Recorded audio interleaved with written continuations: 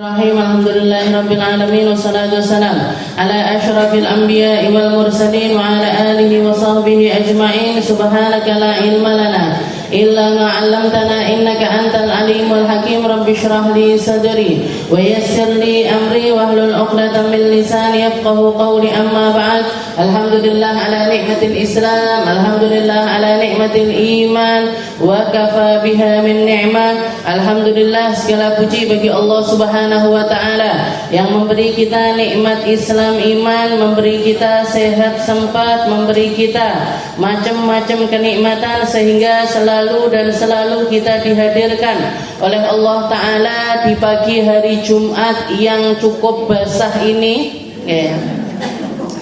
masih jenengan enggak AC-nya agak error kan di luar dingin gitu. Tapi mau dingin nggih keluar berarti. Alhamdulillah, mugi-mugi apa yang kita lakukan, apa yang kita langkahi, apa yang sekarang ini sedang berlaku di dalam diri kita dijadikan sama Allah Ta'ala amal-amal hasanat lana, dijadikan sama Allah Ta'ala amal kebaikan bagi kita, bagi orang tua kita, bagi para pendahulu kita, dan semoga menjadi penjagaan bagi keturunan-keturunan kita. Semoga dijadikan sama Allah Ta'ala ahlul iman, orang-orang yang istiqomah di dalam keimanannya kepada Allah Subhanahu wa Ta'ala, berpegang teguh dengan syariatnya Nabi kita Nabi Muhammad sallallahu alaihi wasallam, di mana jalan hidup terbaik tidak ada jalan lain kecuali jalan yang diajarkan oleh Rasulullah sallallahu alaihi wasallam. Wa hadza sirati mustaqiman. Katanya Allah Ta'ala mengatakan tidak pakai lisannya Nabi Muhammad sallallahu alaihi wasallam, wa hadza sirati, inilah jalanku, mustaqiman, satu-satunya jalan yang lurus. Sebuah jalan yang lurus tidak mungkin berkelok-kelok, maka seluruh aturan-aturannya Allah Ta'ala, kalaupun misalkan kita melihatnya kok sulit ya, kok berat ya, kok begini, kok begitu, kok ribet dan lain sebagainya, itu tidak untuk apa-apa tapi untuk kepentingannya manusia, agar manusia ini selalu ada di dalam koridor jalan yang lurus tersebut, tidak terombang-ambing ke kanan, tidak terombang-ambing ke kiri. Makanya Al-Quran itu nggak ada masa kadaluarsanya, sampai akhir zaman akan tetap relate untuk diamalkan, akan tetap bisa dipakai jalan hidup di belahan dunia manapun dengan bahasa apapun. Kalau kita mengembalikan cara hidup kita dengan aturannya Al-Quran, kita akan selalu berada di dalam jalannya Allah yang lurus. Oke. Maka dengan duduknya kita di tempat-tempat semacam ini, hukum-hukum dan juga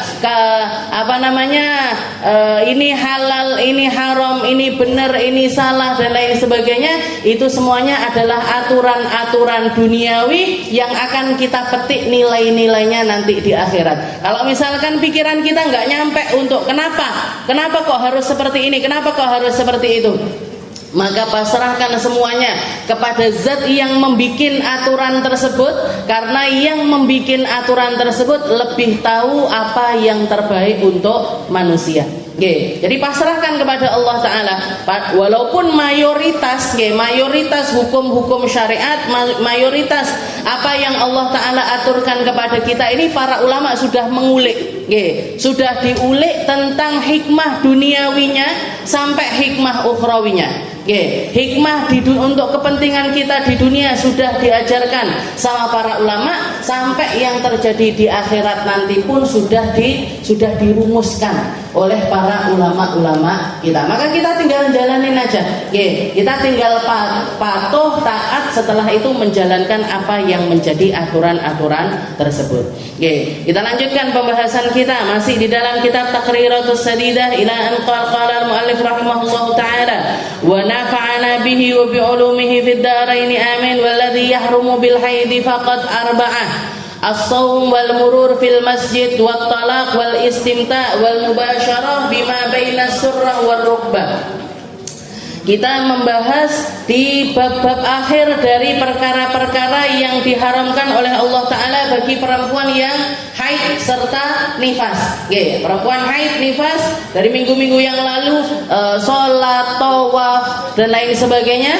Dan yang terakhir yang kita bahas adalah tentang qiraatul Quran biqasdil qiraah, tentang membaca Al-Quran dengan niat membaca. Jadi membaca Al-Quran yang keluar suara, kalau tidak keluar suara itu tidak termasuk kategori membaca. Jadi yang namanya membaca Al-Quran itu yang keluar suara, yang cuman buka Al-Quran setelah itu dia memperhatikan pakai mata, baca pakai hati, maka itu tidak termasuk pembacaan Al-Quran, maka nggak haram. Saya lagi haid Ustazah, saya pengen baca terjemahnya Al-Quran atau baca tafsirannya Al-Quran biar saya tahu sedikit-sedikit tentang makna apa yang saya baca. Gimana hukumnya? Silahkan. Jadi kalau lagi haid yang diharamkan adalah al-qiraah biqasdil qiraah, membaca dengan niat membaca. Membaca dengan niat yang selain membaca aja masih boleh. Membaca Al-Quran dengan niat selain membaca Al-Quran, misalkan litahassun, untuk pembentengan diri. Jangan malam-malam naik motor pulang kerja, misalkan ngeliwati kuburan, jalannya itu lewat tengah-tengah kuburan, takut luar biasa, spontan baca Allahu la ilaha illallahul hayyul qayyum, karo sak banter-bantere, kelihatan kelebatan Allahu la ilaha illallah. Gimana ini? Boleh apa enggak? Padahal lagi haid, enggak apa-apa. Karena itu bacaan Al-Qur'annya bukan qasdil qiraah, bukan maksud membaca, tapi sebagai bentuk benteng diri kita. Atau apapun, jenengan punya amaliyah apapun, kalau niatnya adalah pembentengan diri, maka silahkan dibaca. Silahkan dibaca. Mau itu setiap kali, kalau misalkan rutinitasnya, saya ini ngamalinnya biasanya dapat amalannya setelah selesai sholat Ustazah. Kok ini saya lagi nggak sholat ini gimana? Kalau saya bacanya tetap di 5 waktu tersebut, nggak apa-apa, silahkan. Yang penting bacaannya bukan biqasdil qiraah. Yang biqasdil qiraah ini yang mana? Yang jenengan baca runtut. Biasanya hari ini juz 1, juz 2, besok juz 3, terus seperti itu. Nah, itu ketika lagi haid harus dihentikan kegiatannya. Kegiatan baca itu tadi harus dihentikan. Nabi Muhammad SAW pernah, beliau itu ketika salah satu sepupunya Sayyidina Abdullah bin Abbas itu juga merangkap sebagai keponakan dari istrinya Nabi Muhammad SAW.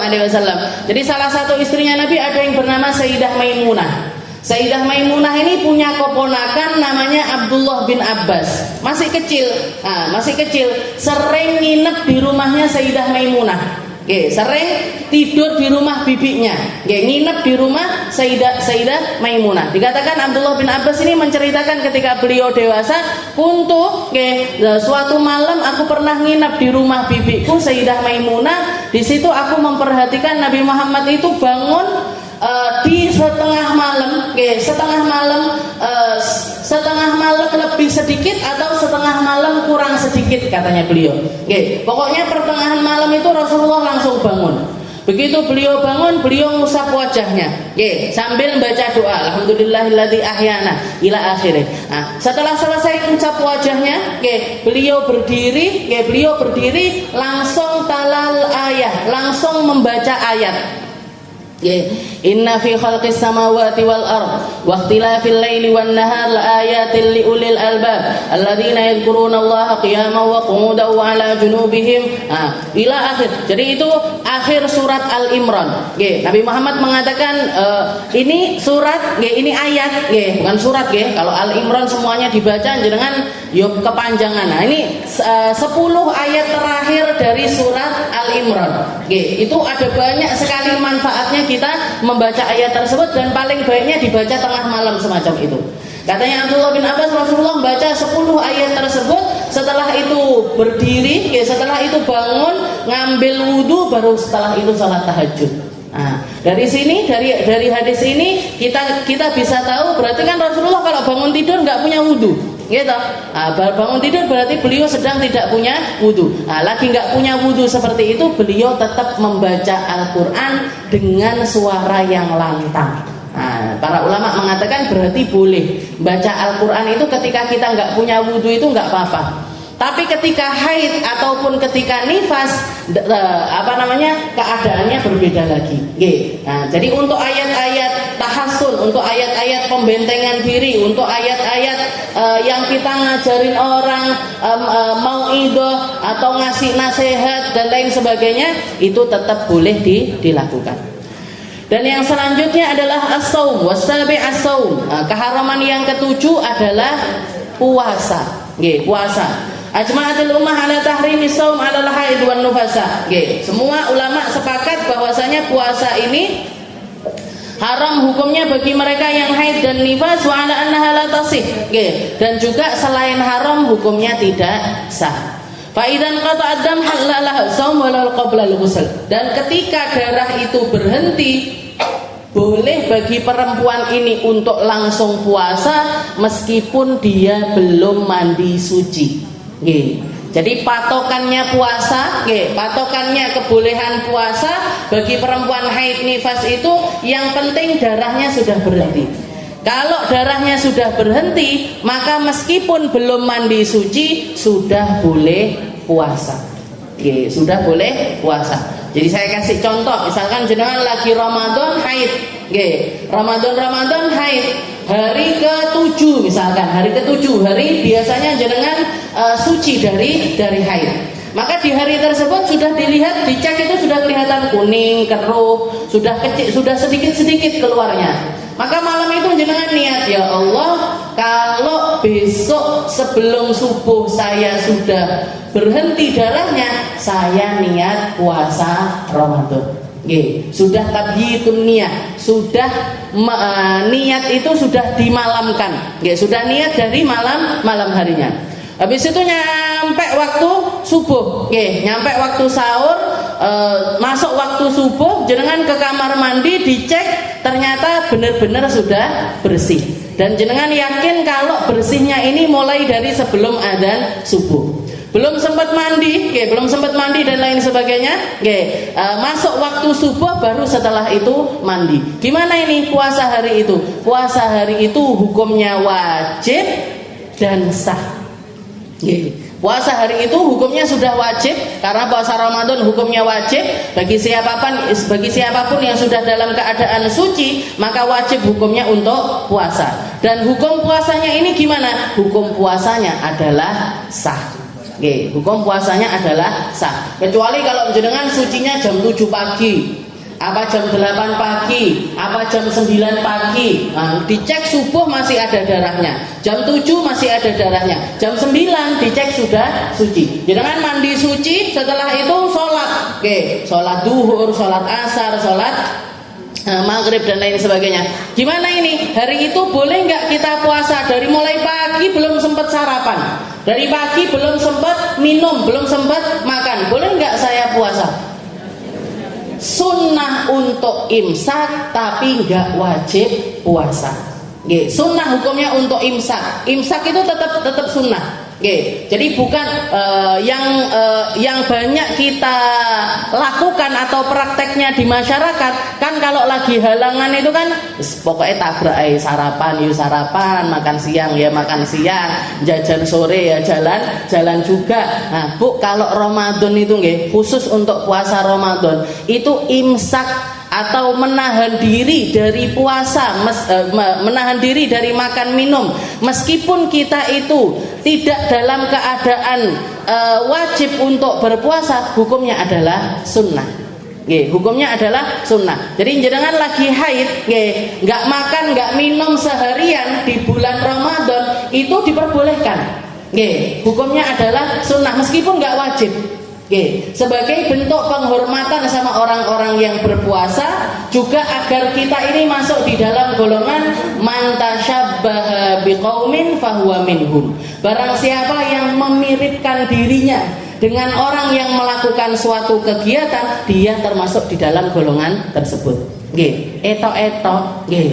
Ndak iso api, etok-etok api itu lebih baik. Nggak bisa puasa pura-pura puasa itu tetap lebih baik. Jadi jangan malah saya sini siapa ini habis majelis Jumat saya nggak poso langsung bedal. Kemana Ustazah? Ngandok misalkan Ramadan. Nah gimana hukumnya ya? Nggak pas Bu. Jadi ketika Ramadan itu tetap imsak itu tetap hukumnya adalah sunnah. Sama kayak jenengan yang banyak saya temui. Misalkan lagi puasa, 5 menit sebelum adzan maghrib keluar darahnya.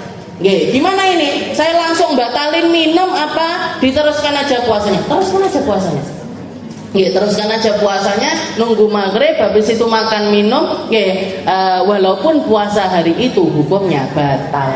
Meskipun puasa hari itu hukumnya batal. Jadi muamalah sama Allah Ta'ala ini kita naikkan levelnya Bu.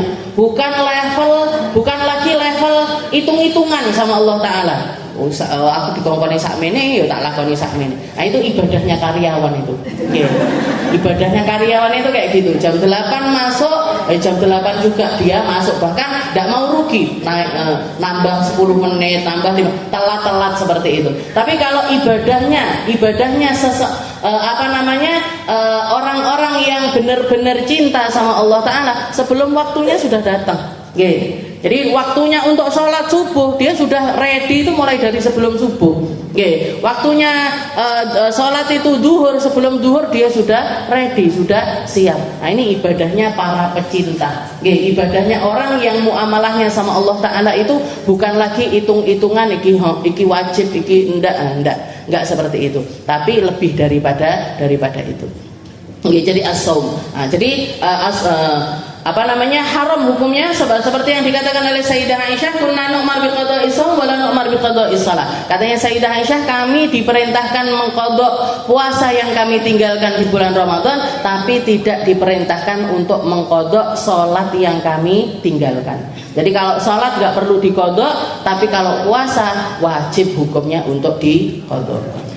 Yang ke-8, kalau di bukunya jenengan kalau nggak salah al-murur fil masjid, jadi murur. Kalau yang minggu-minggu yang lalu kita bahas namanya al-lubthu fil masjid, berdiam diri di dalam masjid. Dan berdiam diri itu yang masuk di dalam kategori ibadah atau bisa digunakan untuk ibadah namanya iktikaf. Iktikaf itu nggak harus seharian, nggak harus 2 hari, nggak harus 3 hari, tapi lahdatan wahidah. Jadi sebentar aja sebenarnya iktikaf itu bisa dilakukan. Makanya para ulama kita itu menganjurkan kalau kita masuk masjid, niatkan iktikaf. Meskipun kita cuma duduk di situ 5 menit, cuma nungguin waktu sholat sampai selesai sholat, tapi kalau kita di dalam masjid, kita niatkan untuk iktikaf, dapat pahalanya orang iktikaf.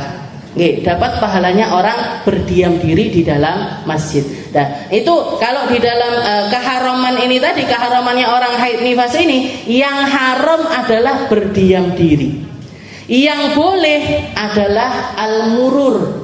Murur ini apa? Murur ini masuk dari satu pintu, keluar dari pintu yang lain, lewat. Jadi lewat di masjid itu boleh, tapi dengan syarat.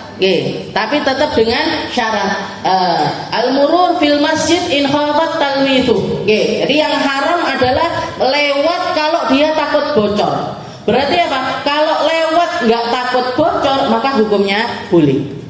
Jenengan ketinggalan barang di dalam masjid, pas masuk masjid itu belum tahu kalau lagi haid, naruh barang di dalam masjid, habis itu ke kamar mandi, ternyata dilihat bulanannya datang, haidnya datang. Gimana ini? Saya sudah keluar darah, boleh nggak saya masuk lagi ke dalam masjid? Dilihat. Kalau misalkan darahnya itu keluar langsung banyak, kalau darahnya itu keluar langsung banyak dan jenengan nggak bawa pembalut, nggak bawa sesuatu yang bisa menghalangi darah itu untuk netes, untuk menghalangi darah itu untuk netes, maka hukumnya haram untuk masuk. Sampai kapan? Sampai kita menemukan sesuatu untuk nahan darah itu tadi. Nggih. Kalau nemu, nggih, oh tak balik lagi, di dalam tas saya ada pembalut, atau minta tolong ambilkan tas saya. Nggih, minta tolong ambilkan tas saya, ditaruh di dekatnya pintu, diambil pembalutnya, habis itu kamar mandi dipakai. Nah, itu lewat masjid setelah itu boleh.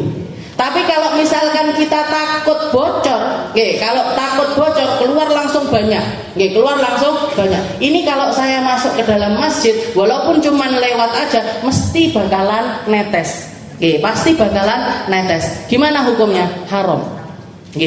Jadi salah satu hal yang harus dijaga dari masjid itu adalah kesuciannya. Masjid itu harus dijaga kesuciannya. Makanya para sahabat itu mereka itu sempat marah ketika melihat ada orang Badui masuk masjid, ke pojokan masjid langsung kencing. Waktu itu masih ada Nabi Muhammad SAW dan masjidnya Nabi masih bawahnya itu istilahnya tanah dan juga kerikil semacam itu. Ada orang Badui, orang dari gunung sana, orang nggak ngerti aturan, masuk ke dalam masjid, ke pojokan langsung kencing.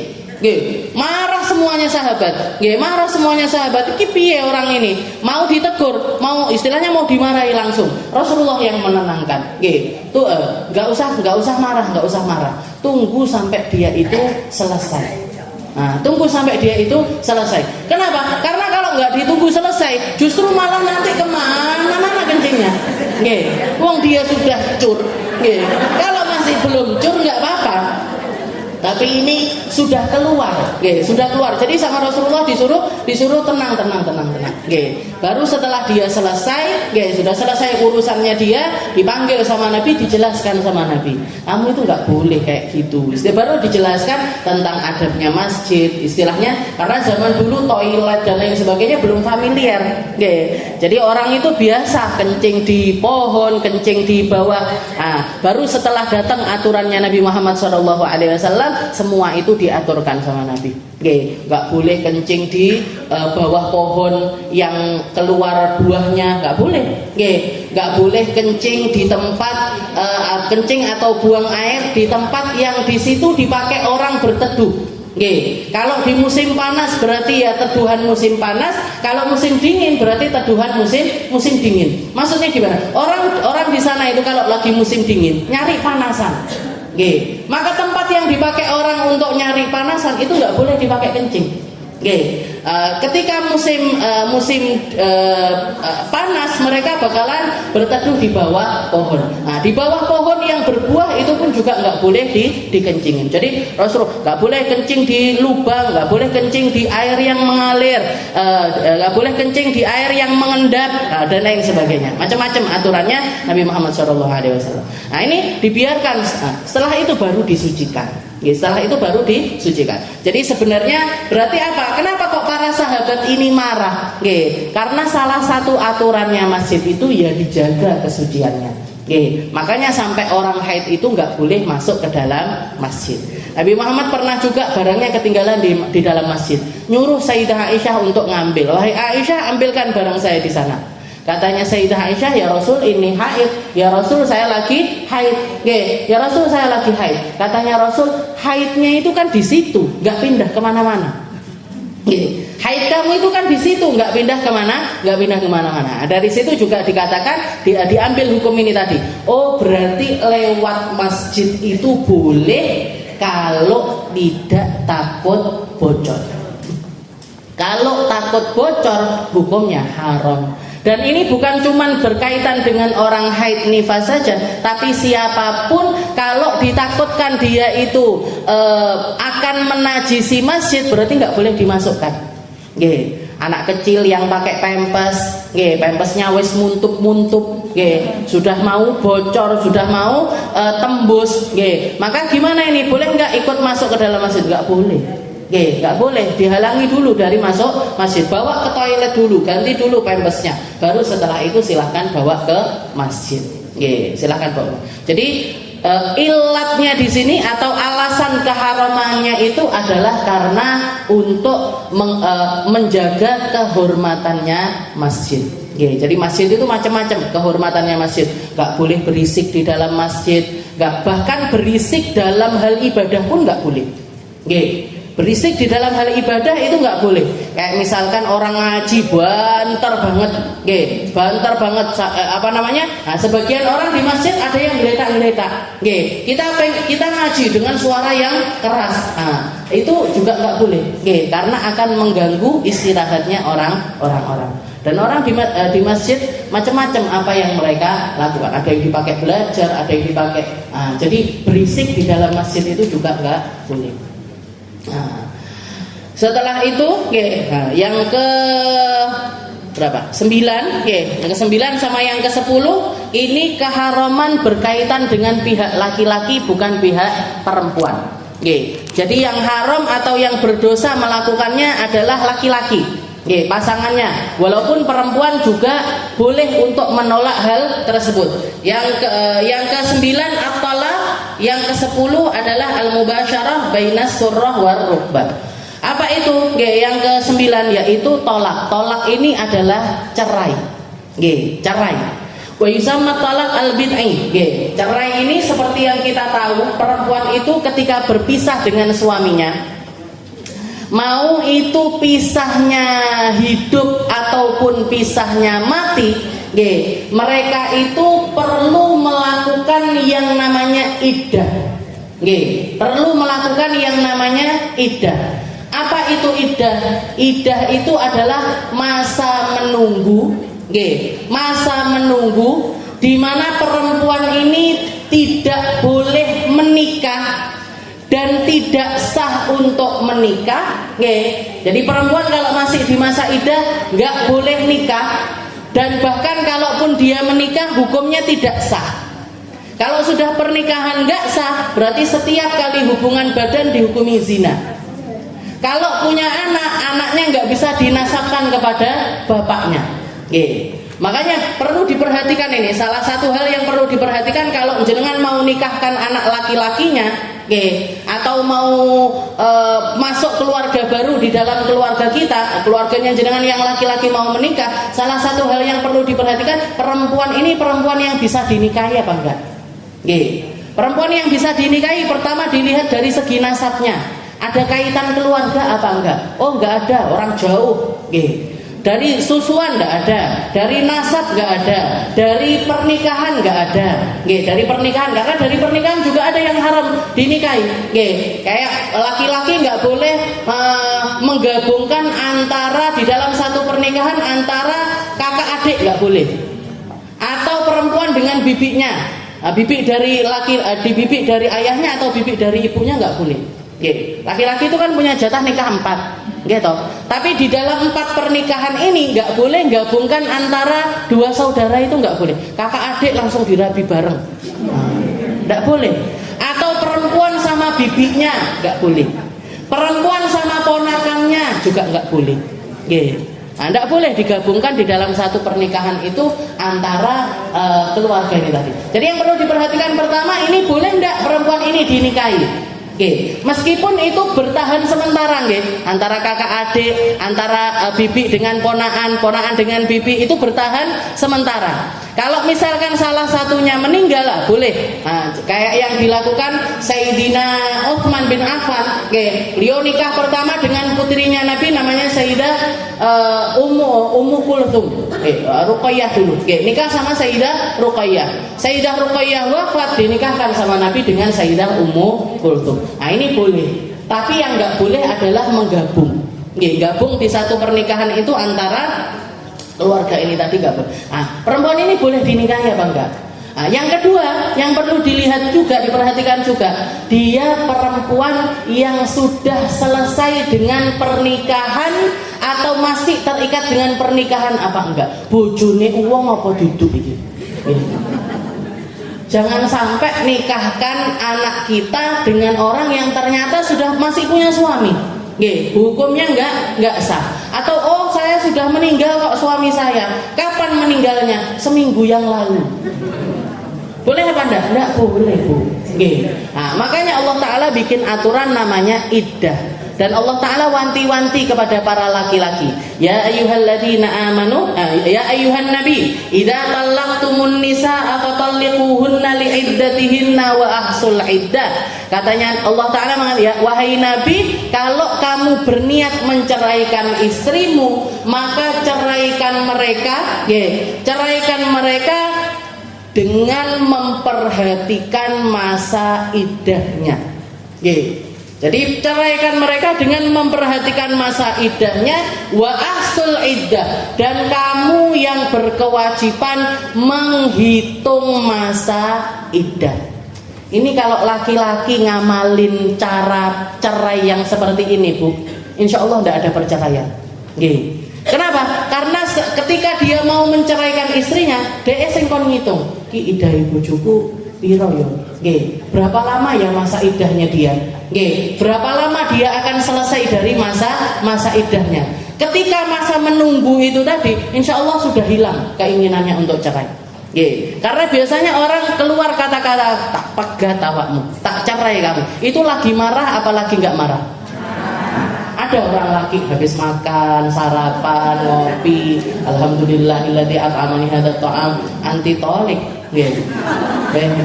Makasih ya istriku sudah dikasih bikinkan sarapan, saiki awakmu tak pegat. Kan nggak ada.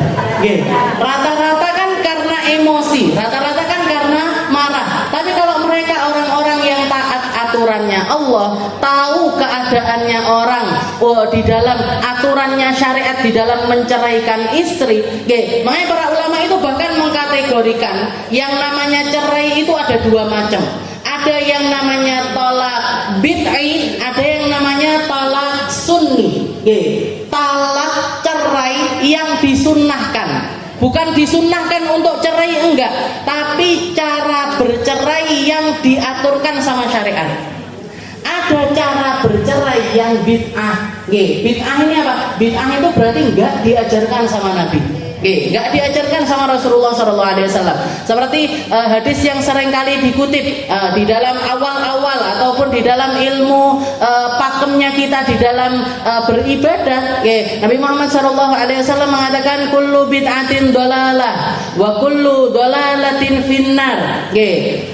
Kullu muhdatsatin bid'ah wa kullu bid'atin dolalah wa kullu dolalatin finnar. Katanya Nabi Muhammad, semua segala yang baru itu hukumnya adalah bid'ah, dan segala sesuatu yang bid'ah itu adalah sesat, dan semua kesesatan masuk di dalam neraka. Jadi para ulama sampai menamainya talak bid'i, talak bid'ah. Kenapa? Talak yang gak diajarkan sama Nabi, jenis talak yang semacam itu. Jadi kalau misalkan orang itu ngerti belajar ilmunya berumah tangga, ini pasti dibahas. Bapak-bapak itu, laki-laki itu, kalau misalkan dia punya keinginan, punya niatan untuk berpisah dengan istrinya, atau karena memang ada urgensi untuk melakukan perpisahan tersebut, yang perlu dipikirkan adalah gimana caranya menyelesaikan pernikahan ini dengan cara yang terbaik sesuai dengan aturannya Allah Subhanahu wa Ta'ala. Ini wanti-wantinya Allah Ta'ala. Fatalliquhunna li'iddatihinna wa ahsul iddah. Silahkan kamu ceraikan istrimu, tapi perhatikan masa iddahnya. Perhatikan masa iddah ini, selain masih wajib dikasih tempat tinggal, masih wajib dinafkahi, makan minumnya dan lain sebagainya, juga termasuk diantaranya adalah dia harus memperhatikan kapan selesainya masa iddah dari perempuan tersebut. Wa ahsul iddah, dan kamu yang wajib untuk menghitung masa iddahnya. Perempuan ini di dalam iddahnya macam-macam. Macam-macam di dalam iddahnya. Jadi masa menunggu. Jadi iddah itu masa menunggu. Di mana perempuan itu menunggu waktu untuk boleh melakukan pernikahan baru dengan alasan pertama adalah untuk mengetahui tentang kosongnya rahim. Perempuan di dalam pernikahan otomatis melakukan hubungan suami istri. Kalau misalkan dia pisah sama suaminya, kenapa kok wajib melaksanakan masa iddah? Agar dia tahu persis di dalam rahimnya ini ada janin atau tidak. Kalaupun misalkan ada ada bayi, ada janin, dia tahu persis janin ini anaknya siapa. Kalau nggak pakai masa iddah, Bu, kemarin cerai sama suaminya, seminggu kemudian nikah lagi, baru ngono meteng, iki anake sapa? Bojo siji apa bojo loro? Ini anaknya siapa? Suami satu apa suami dua? Makanya perlu waktu menunggu. Nah, dan macam-macam nanti saya jelaskan secara detail berapa masa iddahnya. Jadi yang pertama, fungsinya iddah yang pertama adalah untuk mengetahui tentang kosongnya rahim. Dan yang kedua, litafji'ah, untuk menenangkan diri. Perempuan itu, Bu, kalau berpisah sama suaminya, mau itu pisah cerai ataupun pisah mati, jiwanya pasti terguncang. Jiwanya pasti terguncang. Nggak pas kalau dan dia di waktu itu perlu perlu waktu untuk menenangkan dirinya, untuk ngambil rehat dengan hatinya sendiri, berdamai dengan keadaan tersebut. Jadi di masa iddah itu waktunya dia. Di masa iddah itu waktunya dia. Kalaupun dicerai sama suaminya, dia bisa introspeksi diri. Salahku opo, sing tak lakoni piye, dan lain sebagainya.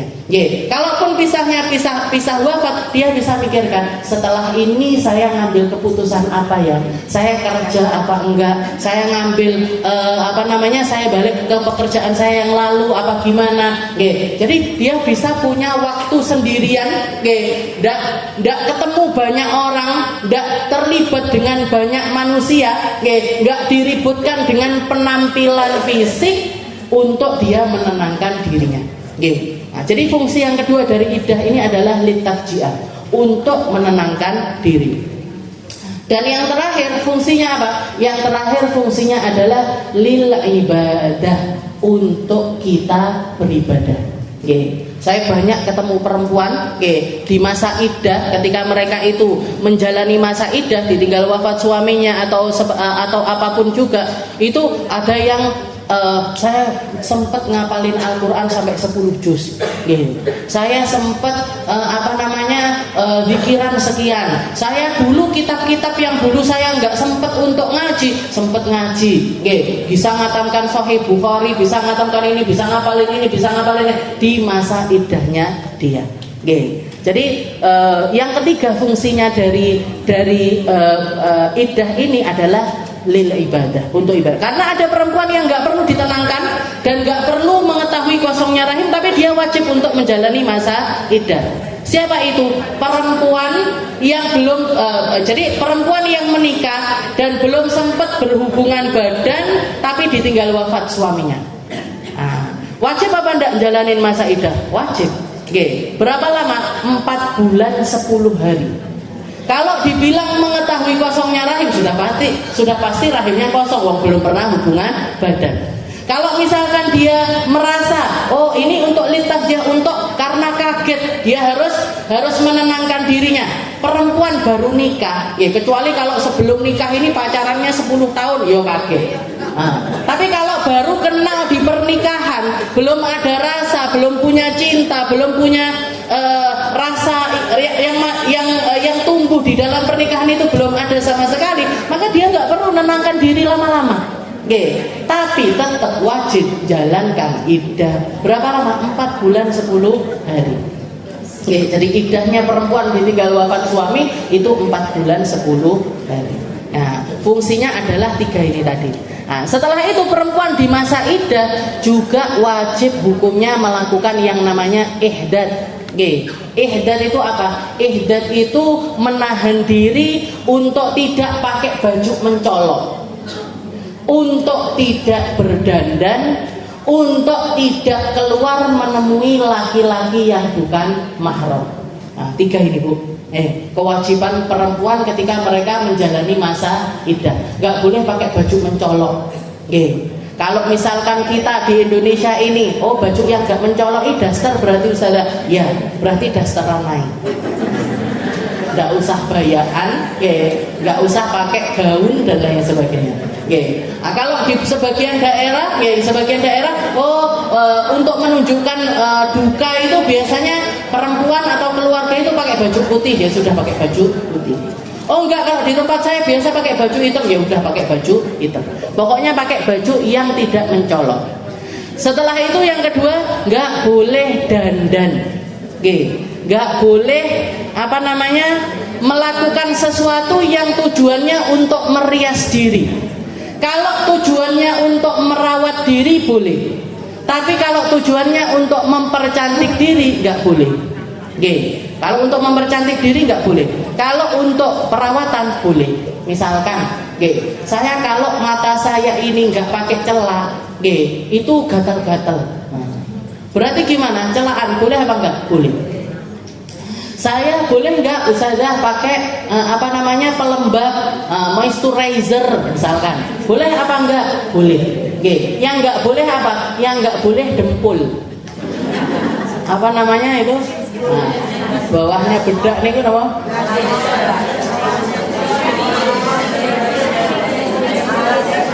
Pokoknya nih pulang gitu. Pokoknya bawahnya bedak itu yang tebel, biasanya kalau sampai kayak rasanya itu tebel banget di muka, itu habis itu bedakan pakai lipstick dan itu yang nggak boleh. Jadi semua yang niatnya untuk dandan nggak boleh, tapi semua yang niatnya untuk perawatan boleh. Saya nggak pakai lipstick, sudah saya pakainya lip balm. Gimana? Boleh. Jadi pakai hem body boleh apa enggak? Boleh. Kalau untuk kulitnya rasanya kering pakai hem body boleh. Sing penting enggak hem body habis itu dihina. Sak badan. Itu yang enggak boleh. Jadi kalau niatnya lizina enggak boleh. Padahal orang-orang sekarang itu saya bukan ngelihat sendiri, tapi diceritain orang-orang suaminya baru meninggal sudah dandan wangi keluar pakai high heels, sudah nyari mangsa baru. Ini mesti tidak berlipat Aisyah. Jadi perempuan iddah itu nggak boleh dandan, nggak boleh pakai baju mencolok, nggak boleh keluar ketemu sama laki-laki yang bukan mahram. Makanya kalau ditinggal wafat suaminya di dalam rumah aja, nggak perlu nemuin tamu laki-laki. Boleh tamu laki-laki masuk ke rumah boleh, tapi yang mahram saja, pamannya jenengan, ponakannya jenengan. Kalaupun misalkan saya nggak enak, saya dekat sekali sama sepupu saya, ya sudah sepupunya. Pokoknya orang-orang terdekat saja, jangan dibuka untuk umum. Jangan nemuin semua orang. Jenengan itu di waktu itu butuh untuk menenangkan diri. Ya ketemu orang sekedarnya. Ketemu orang yang benar-benar bisa menghibur kita, sehingga yang kita dengar, yang kita lihat itu juga terbatas. Karena di masa seperti itu, sudah pasti omongannya orang ini macam-macam. Omongannya orang ini macam-macam. Ya ada banyak hal yang kita itu nggak perlu dengar dari orang. Ini cerita suamimu begini, suamimu begini, suamimu begini. Nah, jadi ketika saat itu dengar yang baik-baik aja, nggak usah dengerin yang jelek-jelek. Nah, yang buruk-buruk itu. Nah, ketika itu cara pembatasan dirinya gimana? Jangan keluar-keluar, Bu. Jangan keluar rumah. Ini namanya adalah ihdad. Ini namanya ihdad. Ada perempuan yang boleh, nggak boleh. Perempuan iddah nggak wajib melakukan ihdad, itu boleh. Kapan? Ketika dia di masa iddah, tapi kemungkinan untuk rujuk sama suaminya itu besar. Jadi misalkan suaminya marah, bilang sama istrinya, kamu tak cerai. Akhirnya jatuh talak satu. Tapi si istri ini menganggap, si istri ini berharap, ya Allah, moga-moga seiso balik. Semoga masih bisa balik, masih satu rumah, masih misalkan seperti itu. Jadi si perempuan ini dandan, pakai baju bagus, bermake up dan lain sebagainya. Niatnya biar suaminya ini balik lagi ke dia.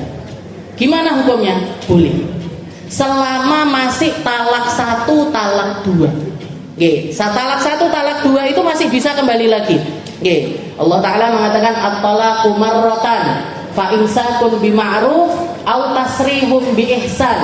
Talak itu jatahnya laki-laki talak itu cuma 2. Jatahnya laki-laki talak yang masih boleh kembali ke istrinya itu cuma 2. Fa imsakun bima'ruf, maka silahkan di masa 2 talak ini, silahkan kalau pengen kembali lagi perempuannya dipegang lagi, silahkan, au tasrihun bi ihsan, atau dilepaskan dengan cara yang baik. Dengan cara yang baik ini banyak sekali definisinya, Bu. Termasuk diantaranya ini tadi, memperhatikan masa iddahnya dia. Dan masih tetap wajib dikasih tempat tinggal, masih tetap wajib untuk dinafkahi. Apalagi kalau hamil, apalagi kalau menyusui. Tidak ada ceritanya di dalam Islam laki-laki itu menceraikan istrinya setelah itu, keluar kamu dari rumah saya. Itu tuh di sinetron ini. Kalau di dalam aturannya Islam nggak boleh, Bu, dosa. Makanya jenengan kalau pengen anak-anaknya ini jadi anak-anak yang baik, apalagi yang laki-laki, kenalkan sama syariat. Seindah ini syariat Islam. At-talaqu marratan. Jadi kalau masih talak 1, talak 2, ini masih bisa kembali. Kalau masih di dalam masa iddah, kalau masih di dalam masa iddah, cukup suaminya itu mengatakan, "Yo, Dek, balik. Ayo kita rujuk aja. Ayo kita kembali lagi di dalam pernikahan." Maka kalau masih di masa iddah, tinggal balik lagi. Tapi kalau sudah keluar dari masa iddah, jadi misalkan setelah perkataan kamu saya ceraikan, setelah itu berlalu waktu sampai 4 bulan, 5 bulan, 6 bulan, sekiranya sudah perempuan ini sudah jalanin 3 kali sucian, 3 kali siklus haid, sudah selesai masa iddahnya, maka laki-laki tersebut masih boleh kembali lagi ke istrinya, tapi bi'aqdin jadid, dengan akad baru. Dengan melakukan akad baru, ada walinya, ada saksinya, ada maharnya. Enek mahare, Bu, ojo mek gelem di bujuk-bujuk, enggak dikasih mahar lagi. Mahar. Jadi itu kalau talak 1, talak 2. Tapi kalau talaknya talak 3, ini namanya talak bain. Talak yang enggak bisa kembali lagi ke pernikahan tersebut. Jadi jatahnya talak laki-laki itu 3, di dalam satu pernikahan 3. Yang 2 masih bisa kembali, yang 1 sudah tidak bisa kembali. Namanya talak bain, talak yang selesai urusan antara dua pasangan tersebut. Kalaupun misalkan dia pengen kembali lagi ke istrinya, pengen balik lagi di dalam pernikahan, harus ada yang namanya muhallil. Muhallil ini apa? Muhallil ini laki-laki yang menjadikan perempuan itu halal lagi bagi laki-laki tersebut. Berarti apa? Istrinya harus nikah sama laki-laki lain, harus hubungan badan dengan laki-laki tersebut. Setelah itu dicerai sama laki-laki tersebut, selesai masa iddahnya dari laki-laki tersebut, baru suami pertamanya boleh lagi kembali kepada dia. Ini namanya talak bain. Nah, dikatakan yahrumu talaqul haid fihi liqaulillah. Jadi seperti yang kita tahu, jadi orang di dalam cerainya itu ada yang namanya talak sunni, ada yang namanya talak bid'i. Ada yang tolak sesuai dengan yang diajarkan sama Nabi, ada talak yang tidak sesuai ajarannya Nabi. Yang sesuai ajarannya Nabi apa? Yang sesuai ajarannya Nabi adalah menceraikan istrinya di masa suci yang dia tidak tersentuh di waktu tersebut. Jadi laki-laki itu kalau mau menceraikan istrinya harus nyari masa di mana perempuannya ini, istrinya ini dalam keadaan suci, dan di masa suci tersebut laki-laki ini belum sempat nyentuh dia. Nah, itu talak yang sunni yang diajarkan sama Nabi. Seperti yang terjadi kepada putranya Sayyidina Umar. Jadi Sayyidina Umar itu punya anak namanya Abdullah bin Umar. Abdullah bin Umar ini pernah menceraikan istrinya. Setelah itu lapor sama abahnya, "Bah, aku menceraikan istriku, dan istriku waktu itu dalam keadaan haid." Dilaporkan sama Sayyidina Umar kepada Nabi Muhammad SAW. Setelah itu Nabi Muhammad mengatakan, "Ya Umar, murha lituraji'ha." Wahai Umar, katakan kepada putramu untuk rujuk sama istrinya. Tunggu sampai dia suci, jangan disentuh di masa tersebut. Kalau dia pengen menceraikannya, silahkan diceraikan. Kalau pengen kembali lagi di dalam pernikahan, itu masih bisa dilakukan. Maka Sayyidina Umar bilang sama anaknya, "Nak, balik nih bojomu."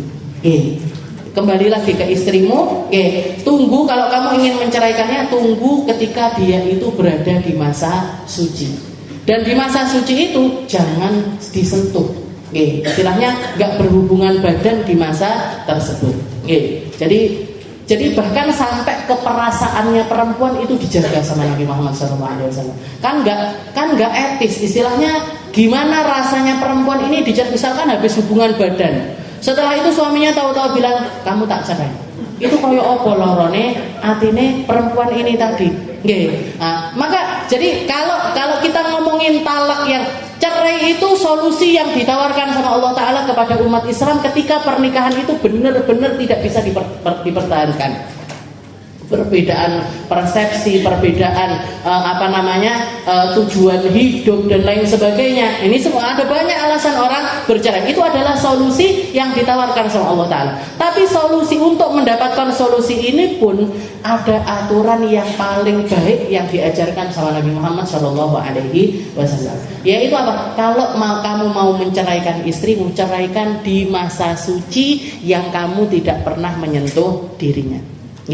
Kalau yang bid'ah gimana? Yang dosa laki-laki ketika melakukan hal tersebut dosa, tapi talaknya tetap jatuh. Cerainya tetap jatuh. Kapan itu? Ketika dia menceraikan istrinya di masa haid atau di masa suci yang dia sempat menyentuh perempuan tersebut.